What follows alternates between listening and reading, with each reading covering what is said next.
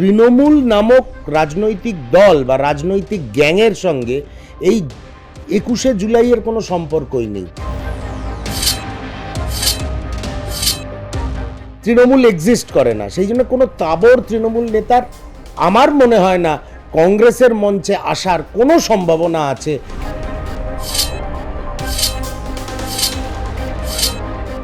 আজকে দেখুন ৪৯ বছর ধরে জাতীয় কংগ্রেস ক্ষমতায় নেই পশ্চিমবঙ্গে। কংগ্রেস দলটা তো রয়েছে, 10টা লোক হলেও তো কংগ্রেস করে। এরম তাসের ঘরের মতন ভেঙে যেতে ভারতবাসী বা বঙ্গবাসী কবে কোন দলকে দেখেছে?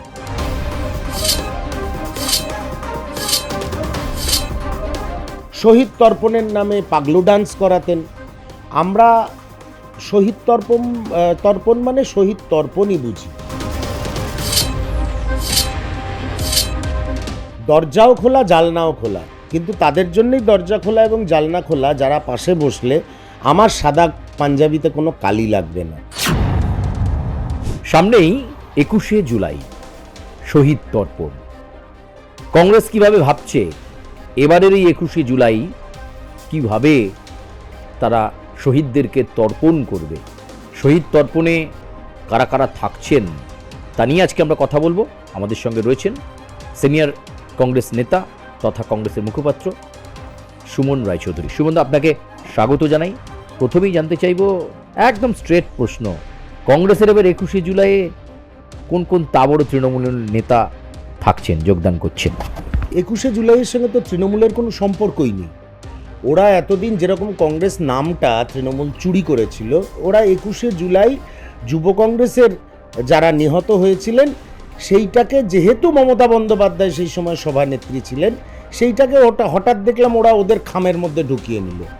এটা তো মানে চুরি করা একটা কর্মসূচি, যেটা তৃণমূল কংগ্রেস তার পেশি শক্তি, তার অর্থনৈতিক শক্তি মানুষের সামনে প্রদর্শন করার জন্যে এই কর্মসূচিটাকে ব্যবহার করত। কিন্তু তৃণমূল নামক রাজনৈতিক দল বা রাজনৈতিক গ্যাংয়ের সঙ্গে এই ২১শে জুলাইয়ের কোনো সম্পর্কই নেই। এটা একটা চুরি করা কর্মসূচি। যেরকম তৃণমূল কংগ্রেসের নেতারা সব দিকে চুরি করেছে, নিজেদের দলের নাম অবধি, তেমনি ২১শে জুলাইটাও ওদের একটা চুরি করা কর্মসূচি।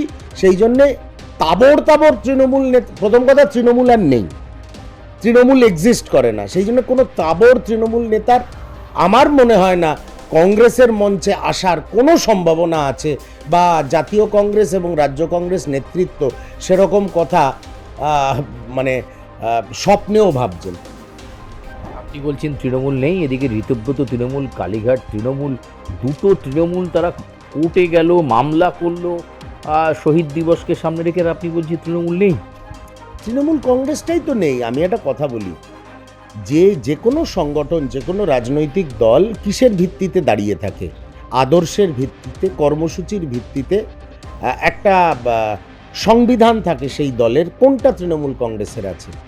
আজকে দেখুন ৪৯ বছর ধরে জাতীয় কংগ্রেস ক্ষমতায় নেই পশ্চিমবঙ্গে। কংগ্রেস দলটা তো রয়েছে, 10টা লোক হলেও তো কংগ্রেস করে। কংগ্রেসের লোকেরা যখন রাস্তা দিয়ে যায়, কেউ তো চোর চোর বলে চেঁচায় না। একটা রাজনৈতিক দল ভোটে জিততেও পারে, ভোটে হারতেও পারে। হারার পর এরম তাসের ঘরের মতন ভেঙে যেতে ভারতবাসী বা বঙ্গবাসী কবে কোন দলকে দেখেছে? 1977 সালে সিদ্ধার্থ শঙ্কর রায় হেরে গেছিলেন, 2011 সালে বুদ্ধবাবু হেরে গেলেন। কোন দলের? আজকে তৃণমূল কংগ্রেস নামক রাজনৈতিক গ্যাংয়ের যা পরিস্থিতি, কোন দলের আজকে সেই অবস্থা বলুন তো? মানুষের ওপরে অত্যাচার, নিপীড়ন যেভাবে ওনারা করেছেন বিগত 15 বছর ধরে, তার প্রতিফলন ঘটছে আজকে। এই যে ওনারা আক্রান্ত হচ্ছেন, এই যে দল ভেঙে যাচ্ছে, দল ভেঙে দলের মধ্যে দল, উপদল তৈরি হচ্ছে, এই একটাই কারণ যে আদর্শবিহীনতা।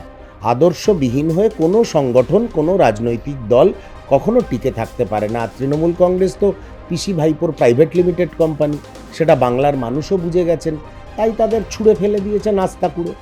আর তৃণমূল কংগ্রেসের রিভাইভালের পশ্চিমবঙ্গে কোনো চান্স নেই। আপনারা ২১শে জুলাই শহীদ দিবসের অনুষ্ঠানটা অনেক বছরই দেখেছি মহাজ্যোতি সদনে করতেন, এবারে শহীদ মিনারে হবে শোনা যাচ্ছে। তো এবারে কি সমাবেশে আরও বেশি কংগ্রেস সমর্থকদের উপস্থিতি বোঝা যাবে? মানে এই 2026 পরিবর্তনের প্রেক্ষাপট, বিজেপির সরকার, আপনাদের 21শে জুলাই নিয়ে সবাই একটা বেশ উদ্দীপনার মধ্যে রয়েছে, কি মনে হচ্ছে? প্রথম কথা হচ্ছে 21শে জুলাই মহাজ্যোতি সদনে হতো না। মহাজ্যোতি সদনে যেটা হয় 28শে অগাস্ট ছাত্র পরিষদের প্রতিষ্ঠা দিবস। 21শে জুলাই রাজ্য কংগ্রেস দপ্তর, জেলা কংগ্রেস দপ্তর, বিভিন্ন ব্লকের সদর দপ্তরে দলীয় কার্যালয়ে আমরা 21শে জুলাই পালন করতাম। কারণ মমতা বন্দ্যোপাধ্যায় তার পয়সার জোরে সারা কলকাতাকে স্তব্ধ করে দিতেন, হাজার হাজার মানুষকে নিয়ে আসতেন, শহীদ তর্পণের নামে পাগলু ডান্স করাতেন। আমরা শহীদ তর্পণ মানে শহীদ তর্পণই বুঝি।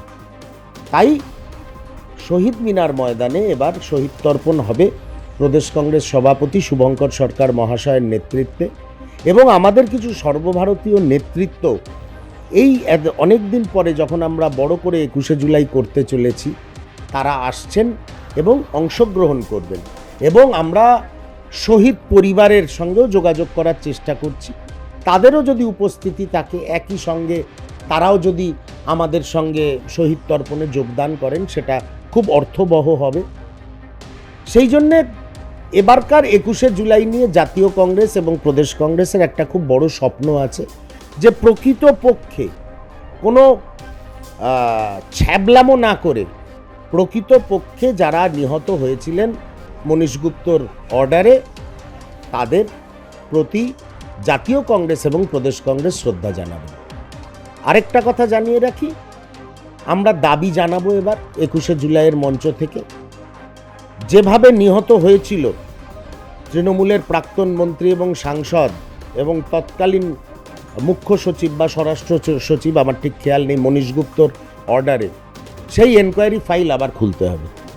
এটা প্রদেশ কংগ্রেস সভাপতি শুভঙ্কর সরকারের দাবি, এবং সেটাই আমাদের এবারকার শহীদ তর্পণের ট্যাগলাইন, যে কেন, কখন, কিভাবে এই অর্ডার দেওয়া হয়েছিল, কি কারণে দেওয়া হয়েছিল, কার নির্দেশে গুলি চলেছিল, এবং আমরা আমাদের সহকর্মীদের হারিয়েছিল।